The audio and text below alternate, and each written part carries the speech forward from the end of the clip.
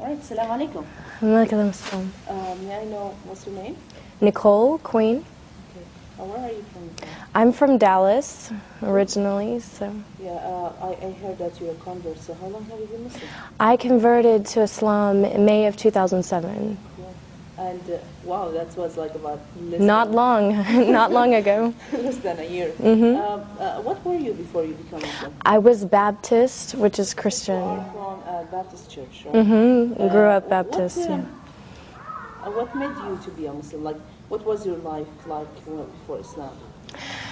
I was extremely lost before that. I went through a phase just a couple of years ago where I was just looking for something different, you know, and the religion, the Baptist religion, it was good, you know. I went to church, I followed the religion, but I went through a period where I didn't know what happened, you know, is there really heaven? Is there really a hell? What is going to happen? What am I going to say to God when I see Him? All these questions went through my mind, and I was drinking, I was doing all of the things like typically an American would do. My work was in nightclubs, photographing. There was a lot of things that I was going through that were just not with God, and I needed something to change. So friends told me about some different lectures on YouTube, and I started taking a look, listening all about Islam, and I became addicted to it. Like, I would stay up until 5 o'clock in the morning on my computer watching lectures about Americans who had converted to Islam and what they were going through, and it seemed like everyone was saying the same things that I was going through and the same things that I felt.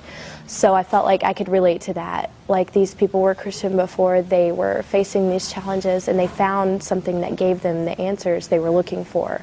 And that's what I wanted. I wanted answers. I didn't want to just someone to tell me what to believe. I wanted to know why, and how is that going to affect my life, and how do I put that into my life. So I found that in Islam, and I studied for a while before I actually went to classes at the masjid, and more I was surrounding myself with it, with the books and everything. And so when I said my shahada, I never looked back. And I changed everything in my life, my friends, my wardrobe, my job, everything. I changed immediately, and it wasn't hard because I understood why it was the right thing to do. And I've been thankful ever since, you know, thankful to God, like, to have Islam. Now, if you don't mind to go a little bit personal, how was your parents' reaction about that? My parents, it's been hard. You know, with my parents, we're still kind of going through all of the, you know, them getting used to it. I went to my mom and I told her that I was studying Islam before I converted, that I was interested in it, and I think she thought, oh, maybe it's just a phase, I don't think she's really going to do it. But when I told her I've converted to Islam, she realized, you know, I was serious about it.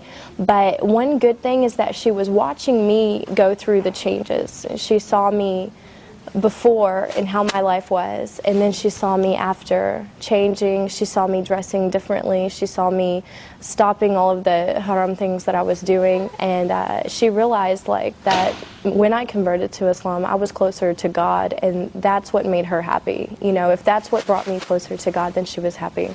So it's become easier when she realizes this. Yeah. Well, another thing that many Muslim or non-Muslims, they come and they try to harass the Muslim girls. Oh, you become Muslim because of a guy or a man or something like that. Yeah. Do you think that was a reason for you also to become Muslim? Or? Wasn't a reason, not at all, because I did this on my own, and I went to classes on my own. I studied everything on my own, so I can't say it was because of another man.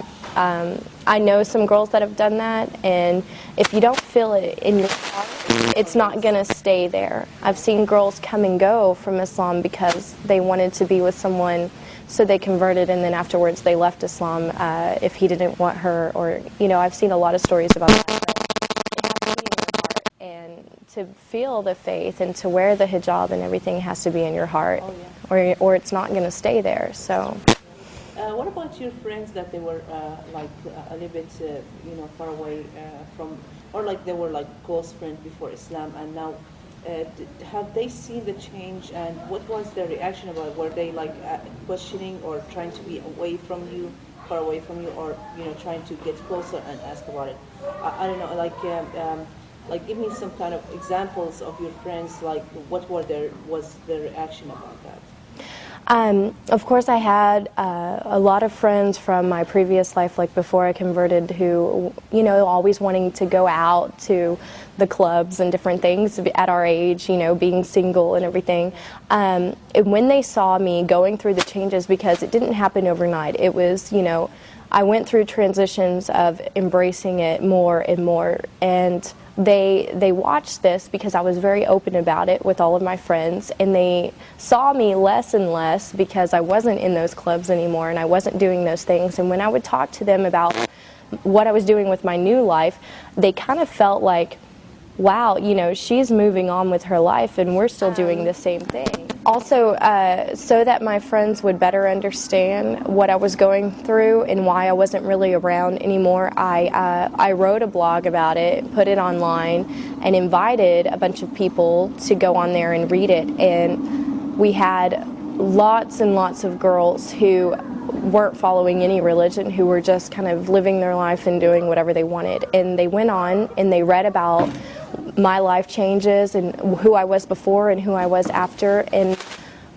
tons and tons of girls who go out and drink went on there and they read this blog and they wrote that they were crying when they read it, that they felt like it touched them, and that they looked at their life and thought, I need to make changes too. So alhamdulillah, the more that I talk to people about what I was before and then after, the more that they look at themselves and think, what, I can do that too. So my friends embraced it like that, and they respected the decision I made. Do you face any of the challenges in front of people, like as an American become Muslim, like finding a job, or like, for example, after you became Muslim, of course you had to quit your job, right? Were you still... I stopped working in the clubs that I was photographing in, and so I had to find something different, a different area.